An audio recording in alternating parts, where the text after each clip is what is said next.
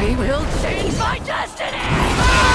What is up, ladies and gents? I just watched ZHA 1 and 2, both dubbed and subbed, so I guess you could say I got double the experience. But before I get to the reviews, be sure to check out Prcoart. He's a really talented dude on Twitter. He takes commissions, he does a lot of arts, and he's just really talented. I love his work. And also check out his webcomic because it's actually really interesting, and I really recommend it, you guys. So yeah, go check it out.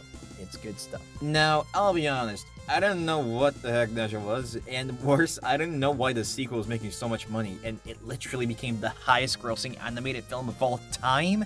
Like, I'm sorry, what? It beat Inside Out 2 at the box office. Like, it didn't last a full year. So, obviously, that made me want to go check out the first ZHA to see what all the hype was all about, and I immediately fell in love with the franchise. Spoilers ahead, by the way. Like, watch these movies first, because they are really freaking cool, but watch them first, because this video is just, like, filled with spoilers, so...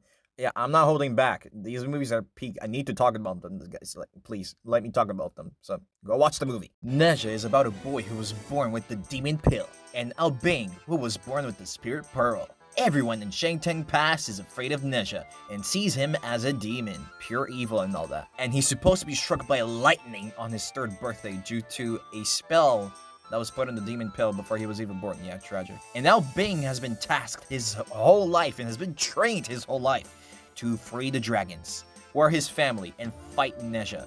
But the two of them become best friends, and they change their destinies. And dude, the lore, the action, the characters, the world building, the soundtrack, oh my gosh, I loved all of it. And okay, yeah, sure, there's a lame fart joke at the end, and sure, the pacing is a little weird, and sure, this character is, outdated to say the least. Sure, the friendship between ZHA and Albing is a bit rushed.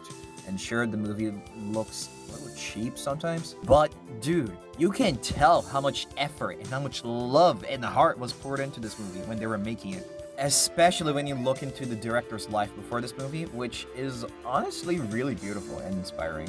He had such a supportive and loving mother, and honestly, you can see a bit of that love for his mom poured into the movie, because ZHA's relationship with his parents in both movies is really touching, especially in the second movie, actually. And you know what? Let's talk about that, shall we? Okay, now, take everything I said about the first movie and make it double, because holy crap! The animation is beautiful in this movie. It has some of the best 3D animated fight scenes I've ever seen. Like, it's up there with Kung Fu Panda, TMNT 2012, and I don't know, anything that's 3D and looks cool, I guess. The story's a lot more interesting this time, and it picks up right where the first ZHA left off. Okay, I just gotta say it. There's a plot twist that happens in the middle of the movie that I genuinely couldn't believe what I was witnessing. Everyone just died? What the frick? That little girl from the first movie, gone, dead, burned to death. And the characters are a lot more interesting in this movie because, I'll say it, Shang Gong Bao, I think that's his name, he was kind of generic in the first movie, but in the sequel, he's a lot more interesting, and like, we get to see his background and his actual motivations this time.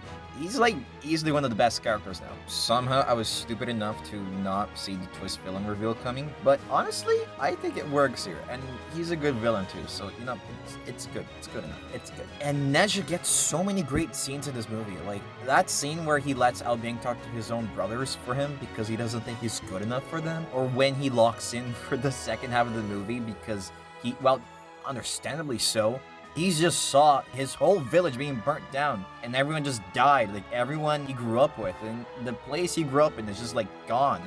So, understandable crash out. Or when his body is eventually destroyed in the end, only for the real ZHA to be born. Also, that really touching scene at the end, where ZHA says goodbye to his mom, like when she's dying, like while hugging him, and like, dude, this movie is peak. So, please, go watch it in the cinema. If you have already seen it, then go check it out again. Anyways, I don't have a lot more I can say about these movies because, well, I kind of have already said it, and a lot of other people have said it before me too, so I hope that ZHA 3 is just as great as ZHA 2, and I can't wait for it. Here are the scores. ZHA 1 gets a strong 7 out of 10, and ZHA 2 gets a big fat 9 out of 10.